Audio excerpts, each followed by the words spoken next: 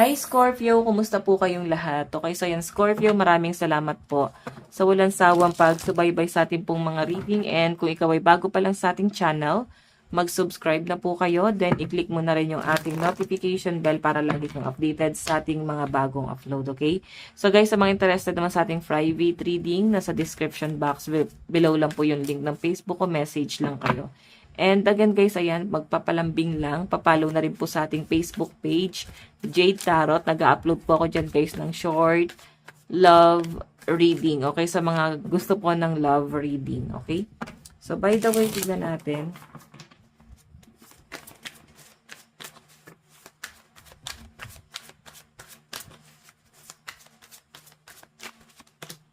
Okay, so patungkol to guys sa sa nararamdaman mo. Pwedeng maguguluhan yung puso mo kasi may distraction na paparating sa inyo.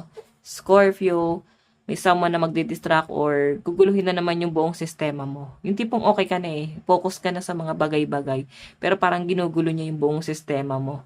Ganun po yung pinapakita sa akin dito. So, balance, healing, harmony. So, maganda kasi yung offer sa inyo na tong taong to. Pwedeng someone from the past na parang hindi sure sa nararamdaman niya sa inyo, then kung bakit siya guys nawala. Okay, so yun yung nasasagap ko dyan. By the way, meron tayong Queen of Cups.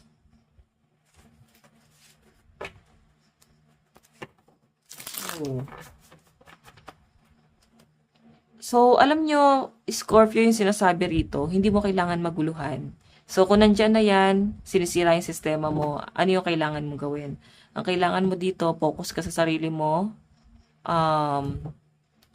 i-heal mo muna yung sarili mo, mag-isip ka muna, huwag ka muna masyado magpadalos-dalos, pag-isipan mo muna yung mga bagay-bagay sa inyo ngayon, no? Meron tayong Ace of Pentacles.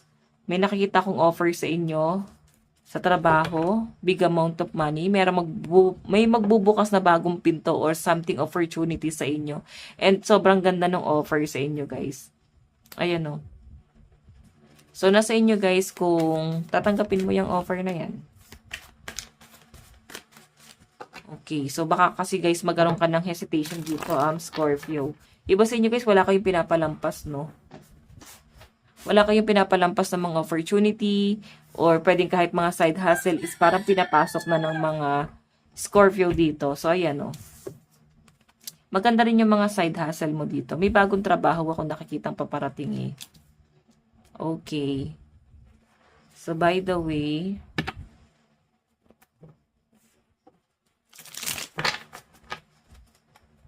additional message. Scorpio, meron tayong Ten of Pentacles, stability to. So pwede guys makakatulong sa pamilya mo. Kung ano man yung bagay na meron ka ngayon. Sobrang makakatulong sa pamilya mo. And may nakikita rin ako guys, no? Parang mga responsibilidad na hindi mo naman na talaga dapat responsibilidad na parang ikaw yung pumapasan dun sa bagay na yon. Ayun yung nasasagap ko. Yan o. Sobra kang nai-stress. Okay? Sobra kang nai-stress dito sa bagay na to. Okay, tignan pa natin.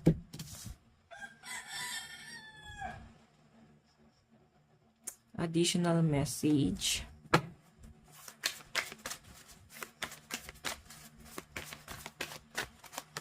Meron tayong the moon. Naku. Mag-ingat kayo guys, may nakikita akong deception. May nakikita ako dito gulo, then parang may nagpapaikot sa buong sistema mo. Okay, pwedeng gagamitin ka or may betrayal. May paparating na betrayal dito guys. So mag-ingat ka, hindi ko siya nakikita ngayon eh. So paparating pa lang. So may taong may hindi magandang intention na guguluhin yung buong sistema mo talaga. So ito na nga siguro yun. Kasi health tong si sa temperance eh. Maapektuhan ka dun sa pinagdadaanan niya, sa problema niya. So, pwedeng hihingi ng tulong siguro sa inyo or pwedeng magsasali ng problema sa inyo. Okay, paparating pa lang to. Or pwedeng malalaman mo or baka nalaman mo na. Okay, pwedeng malapit sa inyo, pwedeng sa member lang din ng family. Na para bang nakaka-stress. Sobra-sobra kang nai-stress dito. Tingnan natin. Meron tayong, ayan o, lalaki ang pwedeng nagbibigay ng stress sa mga Scorpio. Father, kasi wala masyadong, parang hindi masyadong practical tong tao. So, pwedeng partner mo to, pwedeng kapatid mo, pwedeng kaibigan mo, na parang pagod na kayo guys, magbigay ng tulong or opinion dyan sa taong yan. Kasi wala naman siya guys, inaabsorb sa buhay niya. Hindi niya naman guys, parang hindi naman niya natututunan sa buhay niya, no? Wala siya natututunan. Parang ganun yung nakasagap ko sa kanya, guys, no? So, Three of Pentacles, collaboration. Diba? Sa inyo nakadepende tong taong to. Nakadepende sa diskarte mo, nakadepende sa mga, sa pera mo. So, siguro, someone na parang, ang pinapakita sa akin, baka ikaw ay pinapasan mo yung responsibilidad dito sa taong to. So, magiging stress mo talaga yan. Kasi nga, pasan-pasan mo yung responsibilidad na yan eh. Okay, so again, meron tayong the fool, di ba? Pinapaikot ka eh, ginagawa kang tanga, iniisahan ka na lang nito. Yung tipong sobrang gaan na nga ng pamumuhay niya, eh, ano pa ba yung dinedemand niya? Scorpio, ano pa ba yung nagpapabigat sa buhay niya rito?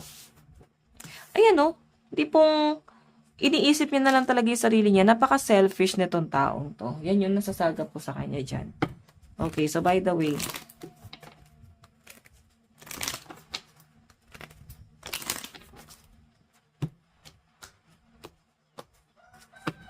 additional message, advice para kay Scorpio ngayong week na to. Honor your feelings. 'Di ba? Dapat i-value mo naman yung sarili mo. Huwag mo hayaan na parang iniisahan ka.